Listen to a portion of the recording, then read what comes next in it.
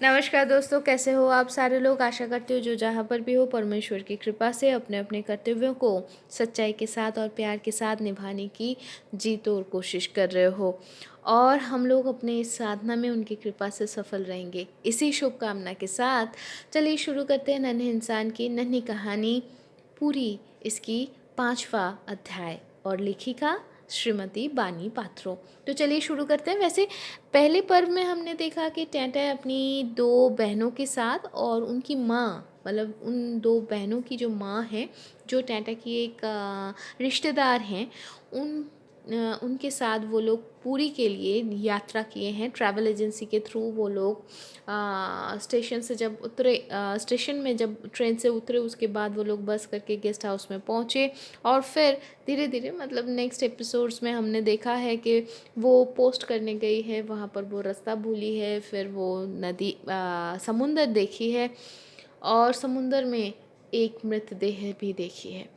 और इसके साथ साथ वो लोग फिर गेस्ट हाउस में वापस आए हैं, जगन्नाथ जी को देखे हैं, जगन्नाथ दर्शन, श्री जगन्नाथ जी के दर्शन किए हैं और फिर गेस्ट हाउस में वापस आके वहाँ से वो लोग सूर्य मंदिर, कोणार्क के सूर्य मंदिर और धवलगिरी देखे हैं और फिर वो लोग गेस्ट हाउस में वापस आ गए हैं और फिर खान पान करके सो लेट गए हैं।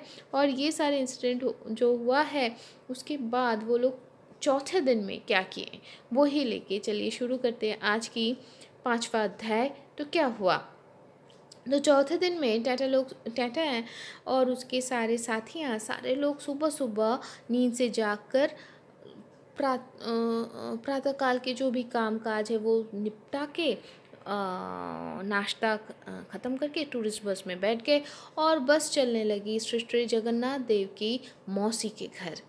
तो वो लोग जब मौसी के घर देख लिए तो फिर वो लोग चले मौसी के घर के रसोई घर देखने। तो श्री जगन्नाथ देव के नहीं, वहाँ से वो लोग गए रसोई घर देखने। तो श्री जगन्नाथ देव की मौसी के घर से ज़्यादा आकर्षित की थी मौसी के जो रसोई घर है ना, वो टेंटा को ज़्यादा आकर्षित की थी।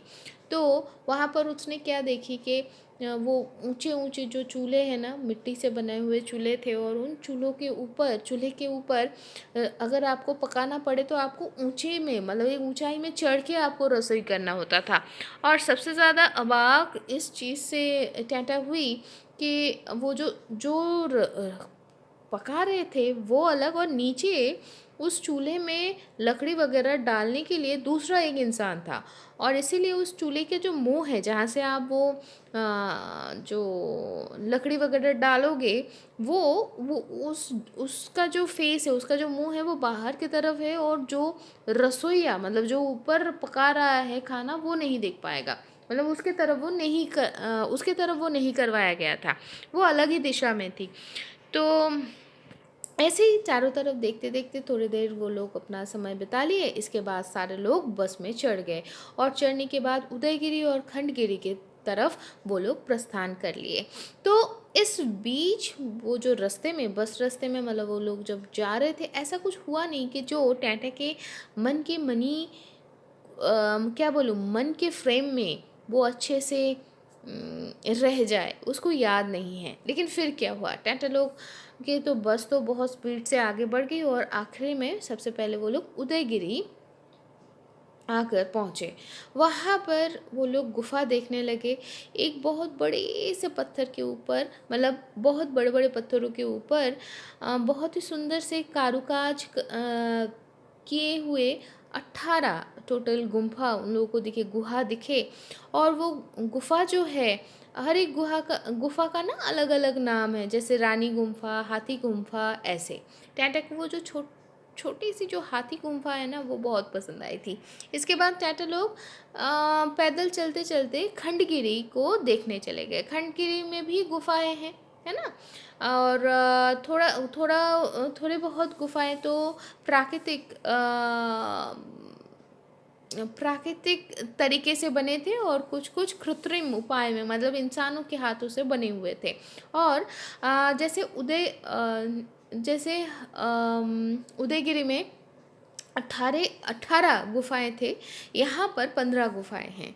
और इन गुफाओं का भी अलग अलग नाम है। कैसा? जैसे अनंत गुफा, ध्यान गुफा और ऐसे ही। तो टैटा आगे बढ़ गई और प्राकृतिक रूप से बने हुए गुफाओं को वो बहुत प्यार से देख रही थी। तो टैटा ऐसे ही पूरा मग्न हो गई थी और वो सोचने लगी कि ये जो छोटे छोटे गुफाएं हैं, इनके अंदर सन्यासी लोग कैसे बैठ के ध्यान मग्न हो जाते थे। टाटा मन से वो सारी गुफाएं देख रही थी। ऐसे ही अचानक से उसको सुनाई पड़ा कि खुकू और खुकी चिल्लाते हुए पुकार रही है, टाटा दीदी आ जाओ, बस चली जाएगी। तो टाटा भी दौड़ते हुए चली आई बस के पास। फिर वो लोग सारे लोग बस में चढ़ गए और बस से ही वो लोग गेस्ट हाउस भी पहुंच गए। और फिर पहुंचने के बाद सारे लोग अच्छे से खान पान कर लिए, क्योंकि नेक्स्ट दिन यानी कि पंचम दिन सारे लोग तैयार हो गए चिल्का रथ देखने के लिए। तो बस चलना शुरू कर दिया चिल्का रथ के तरफ। और बस में बैठकर जो जिसके मन मर्जी चिल्का रथ को वर्णन करने लग गए। कोई बोले चिल्का रथ के किनारे बाघ, सिंह सब कुछ दिखाई पड़ता है। बाघ यानी कि शेर। और कोई कोई बोला अरे चिल्का ऊपर रथ के पानी में ना मगरमच्छ भी है और समुंदर की तीमी भी दिखाई पड़ता है। तीमी यानी कि वेल। तो ऐसे ही अपने हिसाब से सारे लोग आलोचना डिस्कशन करने लग गए। और फिर एक समय बस जो है चिल्का रथ के नज़दीक पहुंच गए। तो वो लोग वहाँ पर पहुँचे और वो देखने लग गए।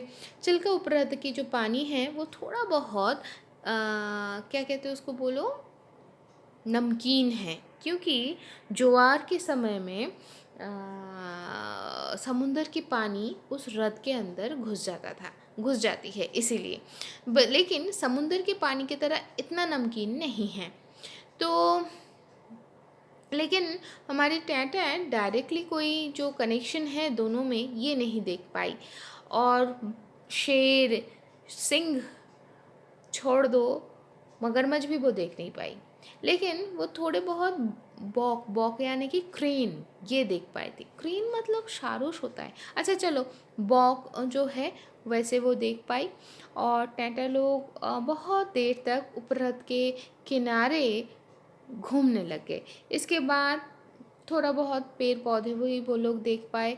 और समुंदर और उपरथ के बीच में जो सारे वो रेतों के जो छोटे छोटे क्या बोले उसको, हीप्स थे, है ना, वो भी वो लोग देखे। फिर आखिर में वो लोग अपना खान पान ख़त्म किए और फिर टाटा लोग और कहीं नहीं गए, डायरेक्टली सीधे सीधे गेस्ट हाउस में आ गए। गेस्ट हाउस में आकर टाटा लोग स्वर्ग द्वार के आसपास आजू बाजू के जो दुकानें हैं वहाँ से मार्केटिंग की, थोड़ा बहुत अपने अपने पसंद की चीज़ें खरीदे। और फिर वो लोग पूरी की विख्यात जीबे गौजा वो खरीद लिए। जीबे गौजा जितना फेमस है अपने स्वाद के लिए, ठीक वैसे ही वो देखने में भी बहुत सुंदर है, ठीक जीव जैसा है। और फिर टाटा लोग आखिरी बार के लिए दूर से और एक बार श्री जगन्नाथ देव के विग्रह के उद्देश्य में प्रणाम किए। और फिर टाटा लोग गेस्ट हाउस में वापस आए। वहाँ पर खान पान ख़त्म करके जल्दी जल्दी वो लोग सो गए, क्योंकि अगले दिन जल्दी उठना पड़ेगा, है ना। तो अगले दिन अर्थात छठवें दिन भोर भोर, मतलब सूरज की किरणें तब भी नहीं निकले हैं, सूर्योदय तब भी नहीं हुई है। तो टाटा लोग सारे काम काज ख़त्म करके अपने अपने सारे चीज़ों को अच्छे से समेट के नाश्ता ख़त्म करके तैयार हो गए, क्योंकि अब घर वापस आना है। ट्रैवल एजेंसी की ही बस में वो लोग पूरी स्टेशन तक पहुँचे। वहाँ से पूरी एक्सप्रेस किए और फिर पूरी एक्सप्रेस में बैठ गए।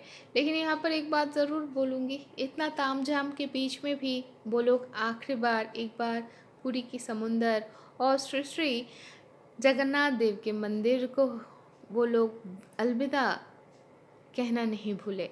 तो चलो वो लोग तो ट्रेन में बैठ गए और फिर जहाँ तक वो लोग बैठे, वो लोग अपने इस भ्रमण के नए नए जो अनुभव है उसके साथ वो लोग अपने सारे गप्पे मारते हुए ट्रेन के हाई स्पीड के साथ वो लोग आगे बढ़ने लगे, घर के तरफ आगे बढ़ने लगे। इसी बीच टाटा लोग अपने दोपहर के खान पान भी ख़त्म कर लिए। इसके बाद ट्रेन के सीट में बैठकर टाटा एक बहुत गहरी नींद में चली गई। तो कोलाघाट की जो ब्रिज है वहाँ पर, ब्रिज के ऊपर से जहाँ तक ट्रेन चलती है तो एक घर घर करके आवाज़ होती है। उस शब्द में टाटा की नींद टूट गई और फिर वो आधे जागे हुए आधे सोए उस हालत में टाटा देखी कि समुंदर, हृद, नद, नदी, झील, टाटा के स्टेशन के बगल वाले जो क्या बोले, जो स्वाम्स है वो सारे पार करके ट्रेन आके थमी हावड़ा स्टेशन में। टाटा लोग पहले से ही तैयार थे उतरने के लिए। फिर वो लोग उतरे और फिर स्टेशन के कोलाहल में कहीं पर खो गए। नहीं, खो तो नहीं गए, वो लोग वहाँ से ही धीरे धीरे बाहर निकल के आए और बस स्टैंड में पहुँचे और फिर खुकू और खुकी की घर के तरफ जाने वाली बस में वो लोग चढ़ गए।